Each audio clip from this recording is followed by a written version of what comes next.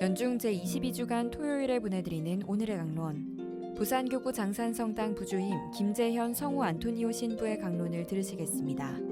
오늘 복음은 루카복음 6장 1절에서 5절까지의 말씀입니다.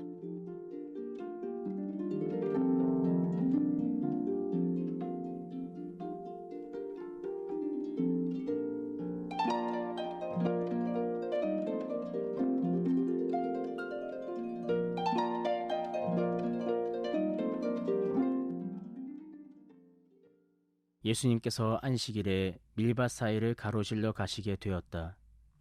그런데 그분의 제자들이 밀이삭을 뜯어 손으로 비벼 먹었다.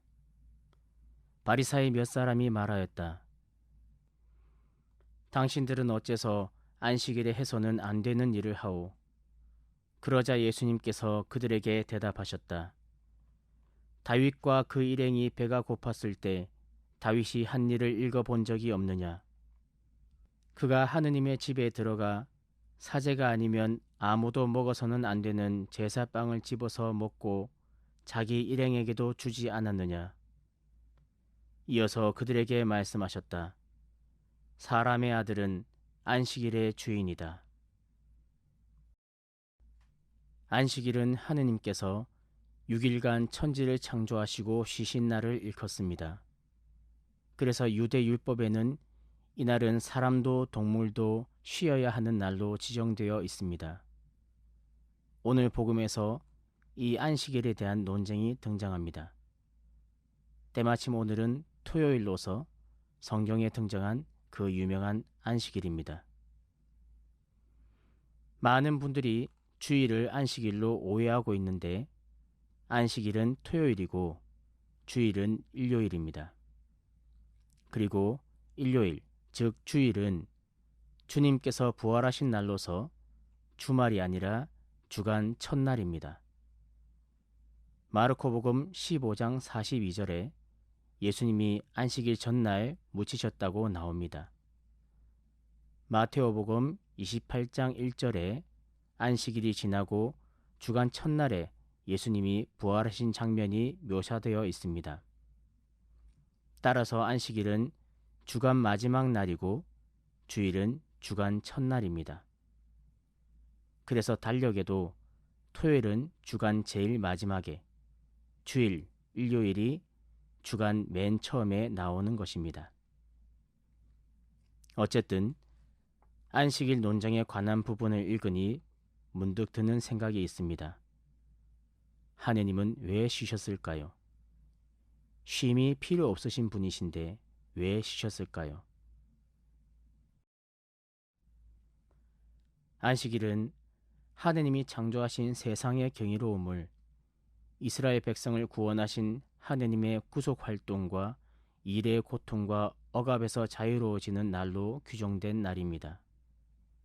이 말은 안식일이 단순히 정기적으로 일을 쉰다거나 일을 금지시키는 규정이 아니라 하느님께 바쳐진 거룩한 날, 하느님의 사랑이 드러나는 날의 의미로 보는 것이 더 자연스러울 것입니다.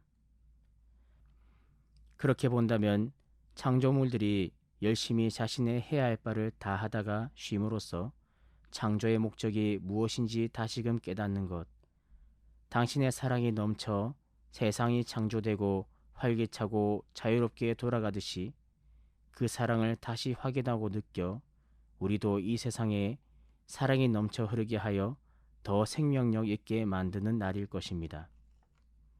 결국 하느님을 기억해내고 그분의 목적이 무엇인지 깨닫고 그것을 확인하는 것이 안식일에 가져야 할 마음일 것입니다. 그리고 이것은 단지 좋은 것, 좋은 일에만 해당되는 것은 아닐 것입니다. 아프고 슬프고 힘든 것들에도 마찬가지일 것입니다.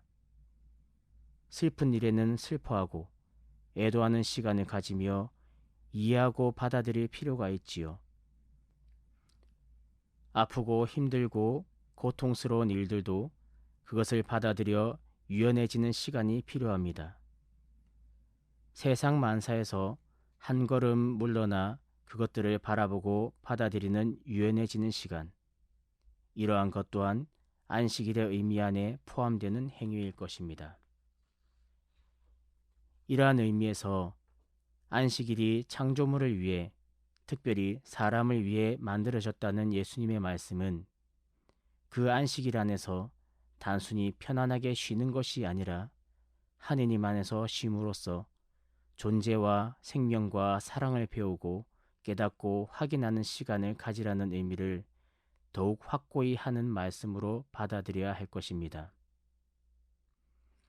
안식일 규정에 대해 이렇게 살펴볼 수 있다면 우리도 우리가 가진 규정들에 대해 다시 한번 그 의미를 되새겨 볼 수 있으면 좋겠습니다.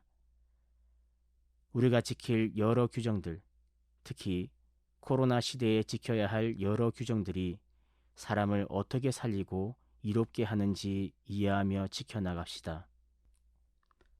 그러면 여러 규정들을 속박이나 강제가 아니라 사랑과 배려의 규정으로 지킬 수 있을 것입니다.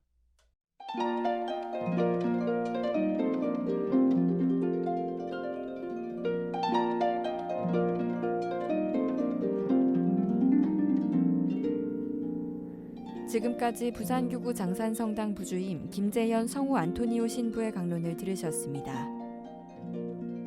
오늘의 강론은 매일 오전 11시 순교자들의 신앙을 본받아 미사를 봉헌하는 오륜대 순교자 성지와 함께합니다.